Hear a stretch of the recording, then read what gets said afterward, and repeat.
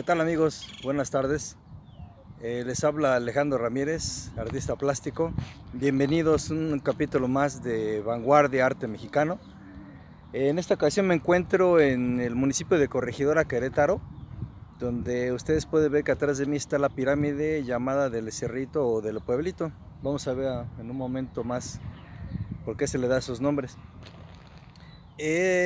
Como ustedes pueden ver, bueno, te estoy haciendo una toma un poquito lejana. Me quisiera acercarme más, pero obviamente la zona sigue, pues en este caso cerrada por la pandemia.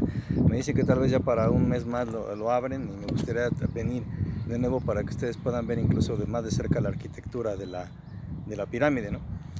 Me gustaría retomar lo que estuvimos viendo, ¿no? en otros episodios, que estuvimos hablando del desarrollo de las culturas ya asentadas en distintas partes de la República Mexicana. Aquí en este caso estamos hablando que este sitio fue habitado desde el preclásico más o menos, estamos hablando de 600 a 400 años antes de Cristo hasta el 250 más o menos después de Cristo, que fue cuando fue el florecimiento de algunas culturas de toda la zona del Bajío. Incluso ya en esa etapa se interactúa con Teotihuacán. Teotihuacán, recordemos que en el año 0, que empieza año 1 después de Cristo, empieza el desarrollo de esa cultura. A su vez, antes, obviamente, pues en este lugar habitaron los grandes alfareros de la cultura chipícuaro. Me gustaría que hiciéramos una pausa en esta cultura porque es fascinante su desarrollo alfarero y decorativo y sobre todo artístico. Es una maravilla que desgraciadamente no ha sido difundida. No ha sido difundida y eso creo que bueno, no sé, yo pienso que de un cierto modo ya ven que hay mucha discusión de cómo se ha tomado todo lo que son las culturas mesoamericanas en los libros de texto. Yo incluso envié ya una propuesta y recibí respuesta a mi correo de que tenía que ponerse más énfasis en las culturas mesoamericanas y tratarlas desde un punto de vista obviamente cultural, pero también artístico. ¿Por qué? Porque eso nos va a dar una base, como siempre les insisto, y creo que en todos los capítulos voy a seguir haciendo lo mismo, que tengamos una base y un juicio propio y sobre todo no perdamos la capacidad de asombro. Eso es muy importante, porque todos esos valores se han perdido y eso nos han llevado a un desastre porque nos ha ganado terreno los programas basura de la televisión, la falsa información. Incluso yo les puedo decir que hay muchos datos en Wikipedia que están errados. O sea, hay veces en que veo fechas, veo no solo las fechas, sino también veo las referencias que ponen y muchas veces están erradas. Entonces yo creo que lo que tenemos que hacer es regresar también a estudiar un poquito los libros, las bibliotecas. Hay muchos libros también en línea que se podrían consultar, pero es importante, incluso empezamos desde la educación primaria a tomar en cuenta todo el desarrollo y sobre todo lo fascinante que fueron las culturas y el arte representativo de cada una de ellas. Aquí les digo, aquí el sitio fue habitado, este sitio al principio, por la cultura de Chupícuaro, una cultura muy antigua y sobresaliente, que les digo, quiero tocar el tema de la alfarería porque es algo impresionante que yo pienso que se debe de resaltar, y qué bueno que tenemos estos espacios porque podemos poner énfasis en cada una de las situaciones que veamos que pueden contribuir a nuestro desarrollo de capacidad de asombro, juicio propio, cultivarnos más y sobre todo saber las distintas manifestaciones artísticas, porque obviamente pues este programa se trata de arte, que como les decía no podemos separar el arte en este caso en las culturas no podemos separar el arte de la antropología, de la arqueología, de la psicología, incluso de la sociología. Y por qué no también la filosofía, ¿no? Que es muy importante, viene a complementar todo lo que esas culturas desarrollaban. ¿Por qué lo hacían? ¿Por qué motivo lo hacían? La forma en cómo ellos veían el universo, cómo ellos veían el anochecer, cómo ellos veían la lluvia, cómo para ellos era muy importante el agua, que muchas culturas de este tipo se anclaron precisamente en sitios donde había ríos o ojos de agua, precisamente para poder desarrollar su vida cotidiana. Entonces es importante que veamos poco a poco y como les digo, ir viendo cada cultura y su desarrollo artístico, porque es importante las influencias que empezaban a tener. Si hoy el artista mexicano debería de basar su arte en todo este tipo de influencias, así se fueron influenciando las culturas. y fueron desarrollando estilos, fueron desarrollando técnicas. A mí me gusta el tema, me emociona mucho el tema chupícuaro, porque va relacionado también con aquella cultura también se asentó en el Valle de México, la cultura de Tlatilco y la de Cuicuilco, que casi son contemporáneas. Y ellos desarrollaron el sistema de tributo funerario. O sea, toda la mayoría de su cerámica era a veces como un ritual. Bueno, una parte de la realización de esa cerámica era como un ritual y un tributo para los muertos. Y eso es algo impresionante, la visión que ellos ya tenían.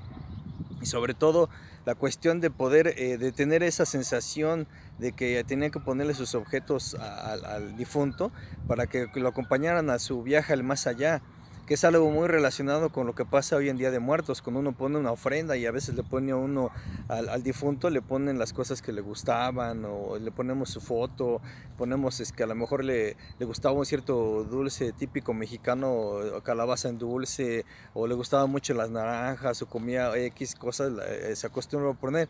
Pues entonces imagínense en aquel entonces esa visión que se tenía de que se le tenía que equipar de alguna manera a la persona que iba al más allá, a su viaje al más allá. Incluso empezó a haber entierro de mascotas, en este caso se han encontrado esqueletos de perro, de perros que los han enterrado. Por eso también la leyenda está de que el perro es el que te acompaña a pasar aquel río, ¿no? El río para llegar a lo que es a no quedarte en el limbo, digamos, después de la muerte. Entonces es algo muy interesante, porque dentro de todas estas culturas de Chupícuaro, culturas llamadas del occidente y del norte, bueno, esta cultura tuvo su desarrollo mayor en Guanajuato, pero se extendió hacia acá, hacia Querétaro, San Juan del Río, también Querétaro, que también ahí quiero hacer un paréntesis para algún día ir ahí. Hay un basamento arriba, cerca de la central de autobuses de San Juan del Río. Hay un basamento piramidal que también en sus inicios fue habitado ese lugar por la cultura chupícuara. Entonces es muy importante ver, les digo, por ejemplo, esas culturas, les decía, del occidente y del norte, tuvieron una gran importancia, lo que eran los purépechas, lo que eran la cultura de Chupícuaro, la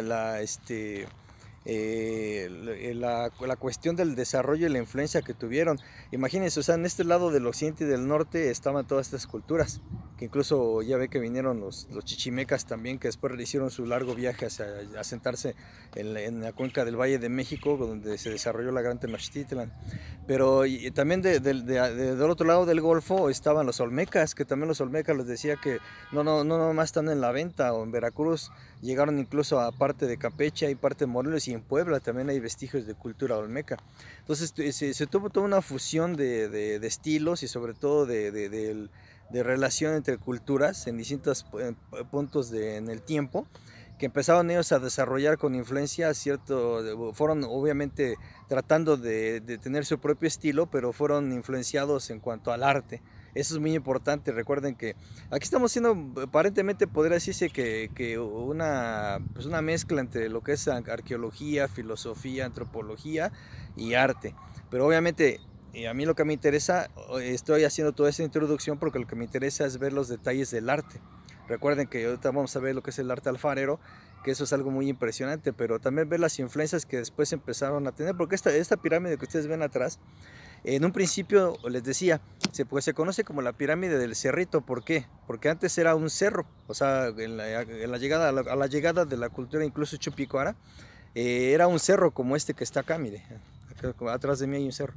Ese incluso está poblado, entonces había varios montículos aquí de serranías chiquitas, entonces aquí este era un montículo más. Entonces, ¿qué pasó? Al principio la pirámide fue, digamos, tomando forma con agrupación de piedras, que era más o menos lo que estas culturas antiguas empezaban a desarrollar.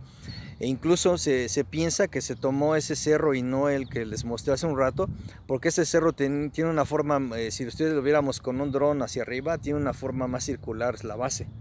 El otro cerro que está enfrente de mí está como más ovalado. Entonces este está su base es más circular.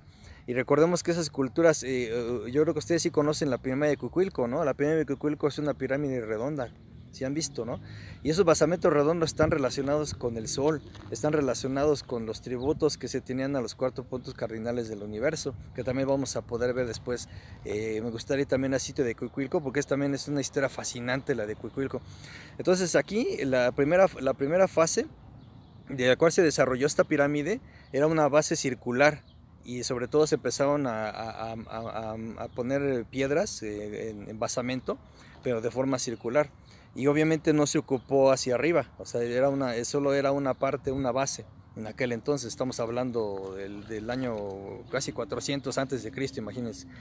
Entonces, no nada más aquí fue esto en Corregidora, obviamente era más hacia atrás, o sea, hacia el otro lado, todo lo que es Guanajuato.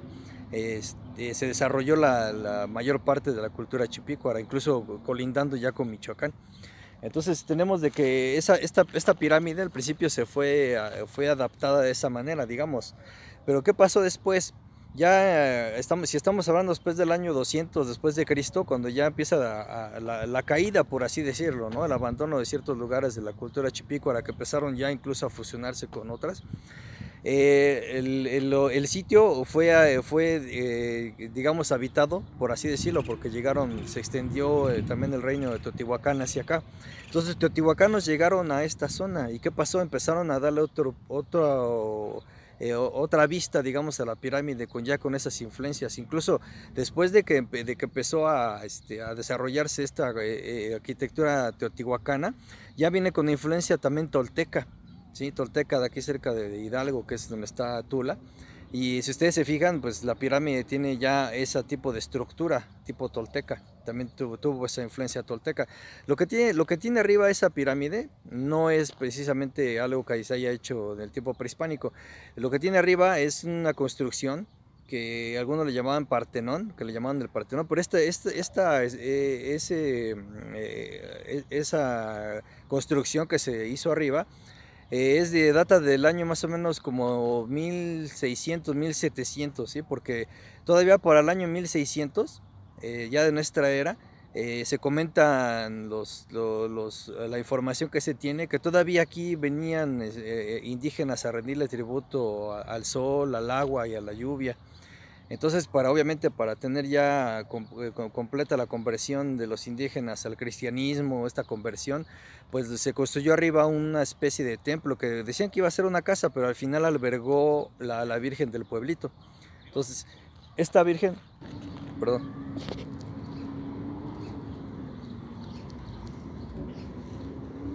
Amigos, ya estoy aquí en otra parte alrededor de la pirámide del cerrito del pueblito. Tuve que dejar el otro lugar donde estaba grabando porque prácticamente me corrieron de ahí, decían que era propiedad privada. No vi ningún letrero, es un campo abierto, pero bueno, cada quien. Que eso no nos detenga para aprender. Entonces nos quedábamos en que él estaba platicando de la base, más bien la construcción que hay encima de la pirámide, que no sé si de aquí se alcance a ver, yo creo que sí, que al principio se contemplaba tener ahí una especie de un santuario donde se albergó a la Virgen del pueblito. Les decía yo que para terminar con la conversión, en ese caso de los indígenas que asistían todavía a este centro ceremonial a rendirle culto a las deidades, entonces se introdujo ahí la imagen de la Virgen del pueblito para empezar en este caso a convertir al cristianismo a los indígenas, ¿no? Los que todavía rendían culto a las deidades. Entonces, como les iba diciendo, aquí la cuestión es analizar el arte que empezó a manejar la cultura chupícuara. Ya obviamente, pues al principio el arte era su desarrollo de su alfarería era muy rudimentaria, pero poco a poco se fueron perfeccionando. Me gustaría incluso poder intercambiar aquí en imagen, cuando esté hablando de ese tema, voy a tratar de introducir las características que tenía esa cerámica, porque creo que es importante, porque obviamente yo les puedo estar platicando y comentando, pero creo que hay que reforzarlo eso con imágenes, porque es muy importante que tengamos esa referencia, ¿no? Con imagen de cuál era el arte que ellos desarrollaban. En este caso no solo era la forma de la vasija, de la alfarería, sino también era cómo la decoraban, cómo la pintaban. Les comentaba yo que tenía yo unas piezas que he estado rescatando porque desgraciadamente, así como hay saqueo, también hay a veces la necesidad de personas aledañas a estos lugares que ya sea que son dueños de tierras o trabajan la tierra o en esa circunstancia por accidente llegan a toparse con piezas, las guardan, pero obviamente pues las venden, o sea, no, o sea, las tienen un rato guardadas y después buscan quién se las compra, quién se las compre. Entonces me he topado yo con mucha gente así, he tratado de rescatar lo que más he podido, en serio, o sea, he hecho mucho esfuerzo para rescatar muchas piezas. En este caso les quiero mostrar unas, son de mi propiedad, digamos, porque yo las conseguí con esas personas evitando que las mandaran fuera del país. Aquí pues es cultura de pura, los que les voy a mostrar es de cultura de Chipicuaro, podríamos decir que es una etapa intermedia. Y son de gran valor en el sentido, o sea, para mí obvio que el valor monetario no tiene, es un valor que yo no le pondría un valor monetario a esto, ¿no? No debería de ser. En realidad digo, bueno, yo las tengo, en su momento yo se las puedo heredar a mi hija y mi hija tiene ya la iniciativa, si no tiene ya a quién heredarlas, te las van a donar a un museo, o sea, de hecho están registradas. La cuestión es esa de que pues he hecho el esfuerzo yo de rescatar, les decía, muchos vestigios prehispánicos, que bueno, que ahí después les comentaré por qué me nace esto de recrear los vestigios, ¿no?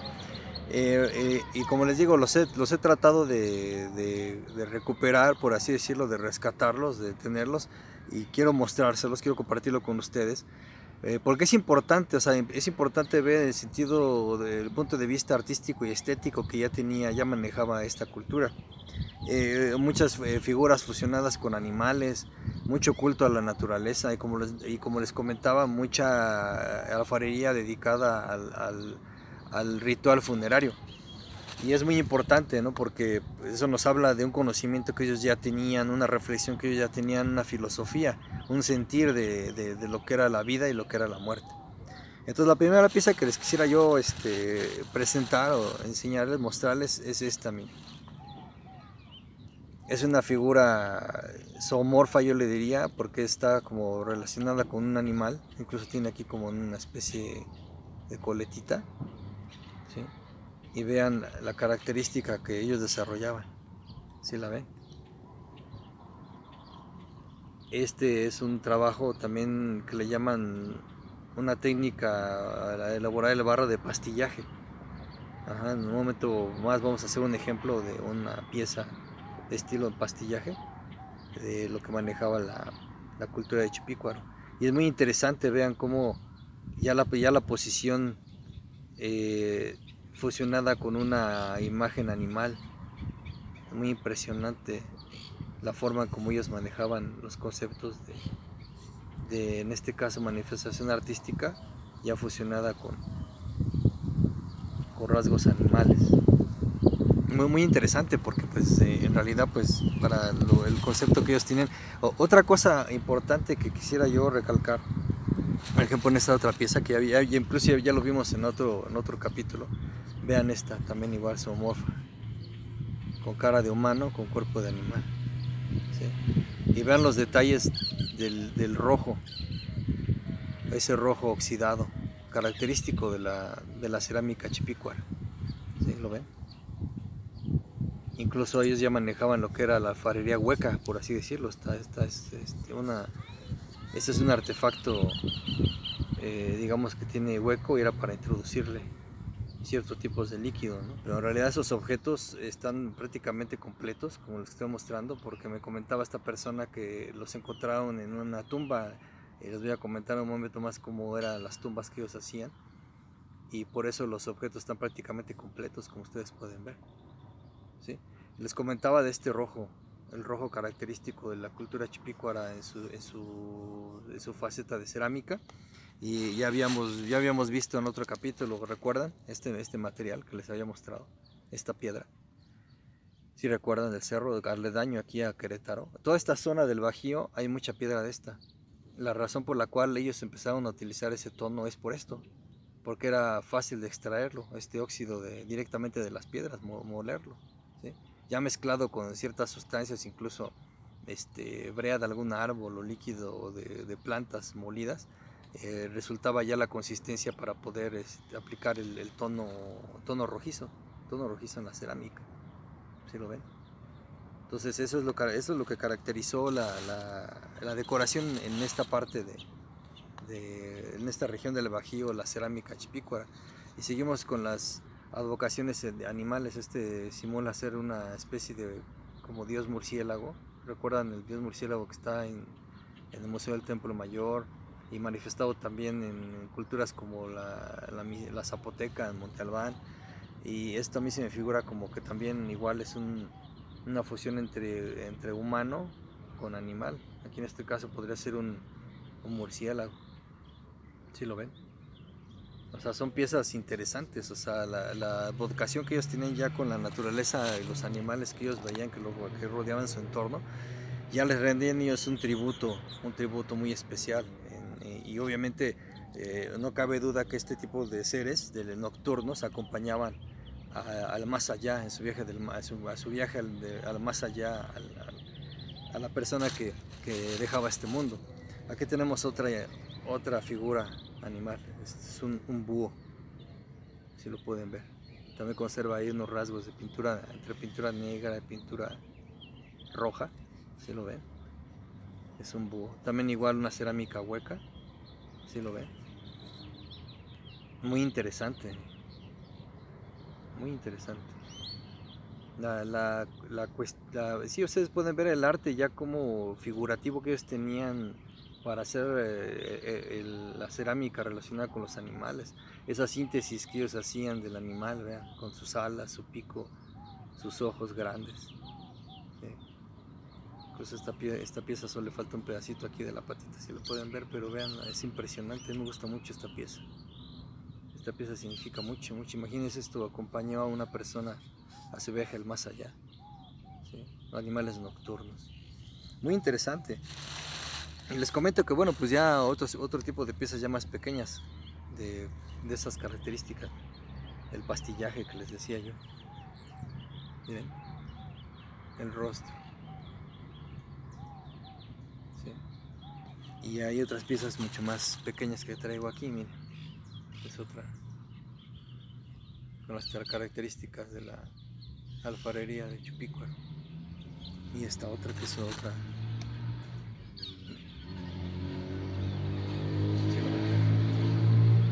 Muy impresionante. O sea, todo ese tipo de alfarería muy impresionante, o sea, con un valor cultural enorme.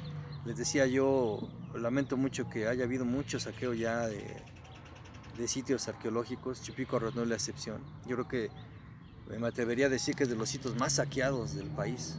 ¿Sí? Y obviamente pues yo confío que en este gobierno de la Cuarta Transformación se haga algo se desdoblen los esfuerzos para evitar ese tipo de actividades que pues lo único que hacen es interrumpir el estudio de las culturas, ¿no? Es un atentado contra la cultura, diría yo. No cabe duda que bueno, a los que nos interesa mucho esto, digo, a mí en un momento dado les comentaba antes, ¿no? que me fascinaba mucho lo que era la arqueología, pero pues me ganó el sentimiento del arte como profesión. Pero en realidad yo pienso que independientemente de eso, de que nos dediquemos a una u otra profesión, admirando la cultura mexicana, yo creo que tenemos que aprender a respetar, aprender a rescatar todo lo que se pueda. Les decía yo que también por eso me dedico a hacer yo los vestigios, ustedes han visto que los pinto en piedra, y precisamente una de las cosas que me orilló a hacer eso fue precisamente que la gente pudiera tener una pieza que aparentemente fuera como antigua, sin caer obviamente sin caer en la copia o en la réplica, haciéndola pasar por una pieza original, para nada, porque incluso yo tengo mucho cuidado en ello, porque si ustedes se dan cuenta, las piezas que yo hago son muy pequeñas. O sea, en realidad las piezas a veces reproduzco de algún mural, ya sea de Cacasta, Teotihuacán. O sea, los murales son grandes, o sea, son piezas grandes que sería imposible llegar y romper un pedazo y traérmelo. Entonces yo las hago en pequeño, pero con las características de desgaste y de colores, como si ya fuera una parte precisamente de un mural que se hubiera caído, ¿no? Pero son piezas decorativas. Lo único que trato yo es de recrear, digamos, en esa pieza el paso del tiempo, la antigüedad, el hecho de que a pesar de que fue algo pintado hace muchos años, ahí sigue, ¿no? Entonces obviamente pues es una alegoría solamente, ¿no? Es una interpretación, es una opción o es un intento, digamos, que hago yo por tratar de expandir, aparte de poder divulgar en este caso la cultura, representar ese valor que a pesar de ser vestigios antiguos, los cuales yo me dedico a copiar, pues lo que intento es de que la gente tenga esa capacidad de asombro, ¿no? De que diga, bueno, es una réplica, pero quiero ir a ver el mural original. Oye, voy a buscar en un libro. Me ha pasado de que me han comprado piezas y me dicen, oye, ¿de qué cultura es? Ah, mira, pues sí, puedes entrar a internet y ahí puedes ver las fotografías del mural. Esta la saqué prácticamente igual, o esta sabes que está más chica la que te estás llevando, pero obviamente el mural es más grande, lo puedes checar en características, detalle y estilo. Entonces eso le orilla a la gente a aprender también, a tratar de, de, de documentarse, ¿no? De esa pieza de la cual está adornando, en este caso, su pared o su escritorio, ¿no? Entonces esa es una de las intenciones que yo tengo al reproducir ese tipo de vestigios y me encanta, o sea, es una opción que se tiene para divulgar y para que la gente sienta ese, independientemente de que si sepa mucho de esa cultura, con que sepa lo básico, con que sepa el periodo en que se realizó esa obra, y sobre todo el valor que se tiene por el paso del tiempo, o sea, ese asombro que uno no debe de perder, que hay piezas que, pues en este caso, vean, o sea, las piezas que les acabo de mostrar, son piezas que pues tienen mucho valor en cuanto a cultura, mucho valor en cuanto a lo que representaba el arte en ese momento para esta comunidad, para esta cultura. Es impresionante, les digo, o sea, yo no me deja de impresionar la manera en cómo ellos desarrollaron con muy temprano conocimiento, digamos, de la alfarería, piezas de este tipo. Y obviamente pues empezó a desarrollarse la cultura cada vez más y empezaron incluso a introducir lo que era ya no nada más era la cerámica, sino ya era la cerámica y aparte era decorarla, pintarla. ¿Y cómo era ese arte pintado? Pues obviamente pues utilizaban ellos mucho especie de cruces y rombos, pero ya con los estudios que se tienen, era una advocación y una adoración completa a los cuatro puntos del universo, al sol y a las estrellas.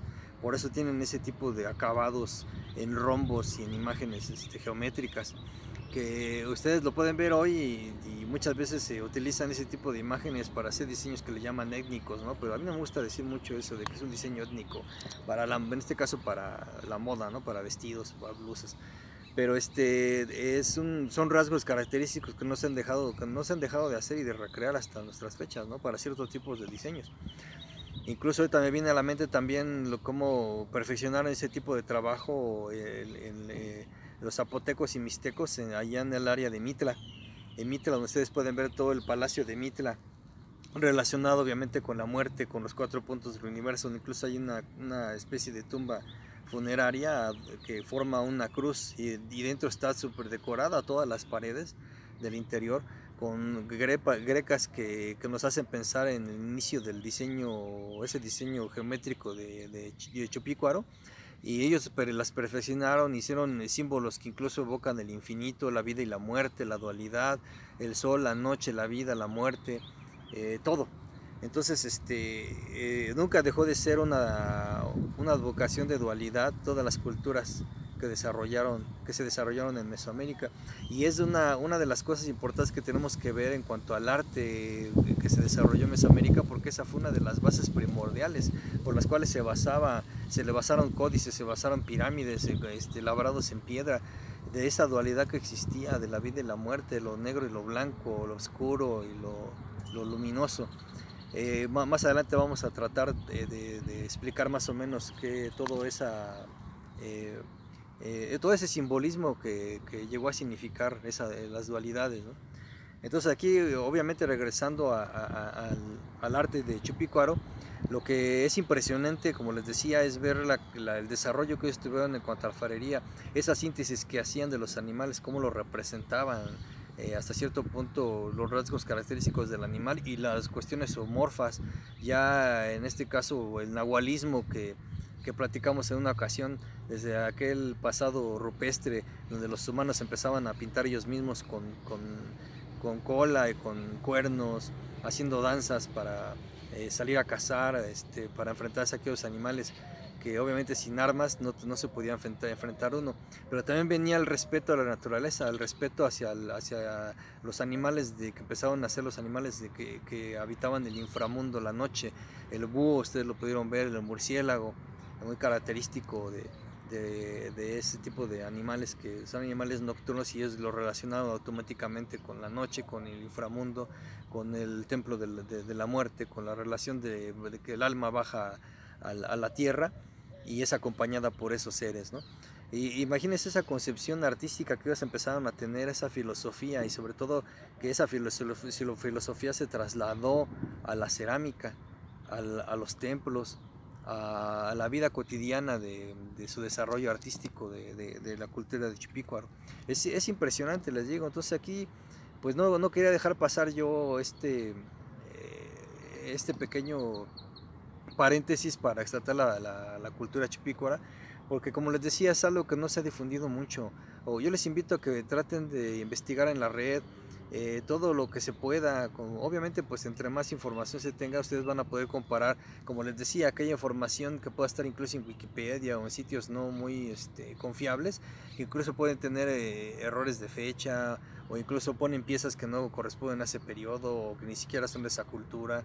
Entonces yo creo que aquí yo les recomiendo que entre más ustedes puedan recabar información, no solo en internet, o sea, traten de ir a las bibliotecas, traten de ir a buscar, hay muchos lugares donde venden libros ya viejitos, que por 100 o 50 pesos puede uno comprar un libro de culturas antiguas. Yo he comprado así mucha bibliografía, y obviamente pues la puede uno comparar con otro tipo de información. Yo afortunadamente pues siempre he sido muy preguntón con los maestros que he llegado a tener oportunidad de platicar con ellos, y me han sacado muchas dudas, me han dado su opinión, he leído sus libros, he también intentado recabar información por mí mismo, hacer las comparaciones que les decía, porque es muy importante. Bueno, de hecho yo desde chico, como les decía, me gustaba en el área de Xochimilco, en la Ciénega y Canal Nacional hacia Culhuacán. Me gustaba mucho ir a buscar de niño las piezas, encontraba muchas piezas así pequeñas, mis hermanos y yo salíamos y habíamos dejado ya a un lado la pelota y dejamos a un lado el béisbol para ir a buscar piezas. Era el día de ir a buscar piezas. Nos llevábamos nuestra bolsita, a veces llevábamos un desarmador, un palito, una varita para poder escarbar. Nos gustaba ir mucho después de que había llovido, porque se deslavaba la tierra, encontramos muchas puntas de lanza, encontramos caritas. Y eso era un asombro y era una cuestión emocionante, que entonces con el paso del tiempo, obviamente pues yendo al museo, nos empezamos a informar más de los periodos, de todas las culturas. En este caso ahí en el sitio en Culhuacán y Xochimilco, todo lo que representó de desarrollo alfarero.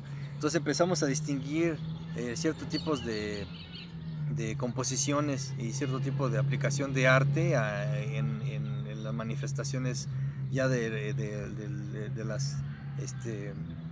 las culturas asentadas ya en el Valle de Anáhuac, ¿no? En este caso ya donde se desarrolla Tenochtitlan.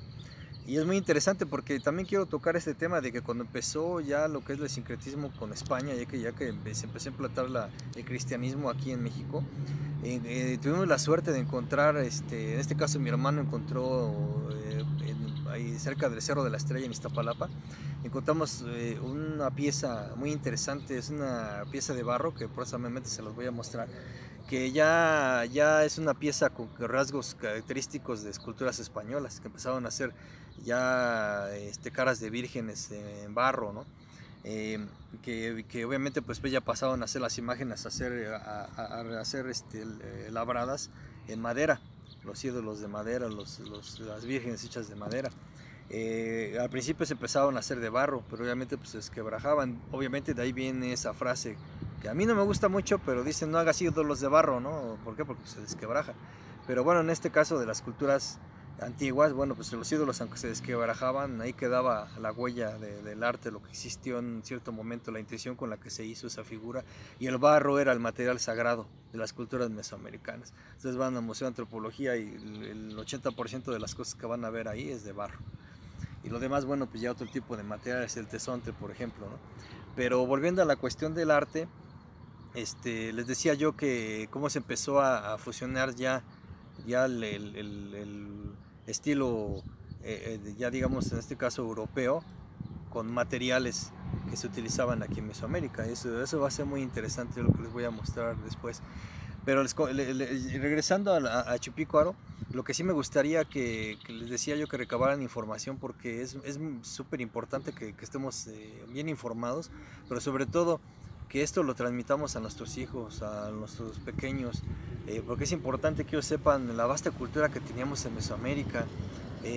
No solamente es hablar de lo que comúnmente se ve a los aztecas, Teotihuacán, ya fui a esto, no.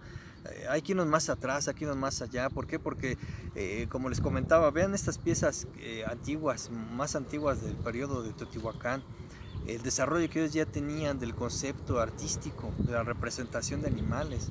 O sea, si todavía o sea, de veras, como les comento, la capacidad de asombro no debemos de perderla, porque para ese entonces, para esos años, era para mí sorprendente la forma como ellos transcribían y sobre todo expresaban en el barro en este entonces y después en la decoración de la misma alfarería lo que ellos veían, las creencias, los ritos, el significado del agua, del sol, de las estrellas. Eso es algo muy interesante. Entonces no dejen de recabar toda la información que puedan conforme vayamos viendo las culturas una por una. En este caso les digo, estas culturas del occidente, de aquí del Bajío, es impresionante el desarrollo que ellos tienen cultural y artístico. Entonces, ahorita voy a terminar aquí el video, pero les voy a dejar una muestra. Me regreso ahorita a mi taller y voy a grabarles una muestra de cómo se puede hacer una escultura en el llamado pastillaje, porque se llamaba así, de la cultura de Chupicuaro, cómo se empezaron a desarrollar ellos ese tipo de estilo cerámico que lo caracteriza mucho. Ya después empezó, más adelante, fíjense, empezaron incluso ya llegando a la etapa casi mexica. A principios de desarrollo mexica se empezaron a hacer incluso plantillas para hacer muñecos en serie. Eso es también muy importante.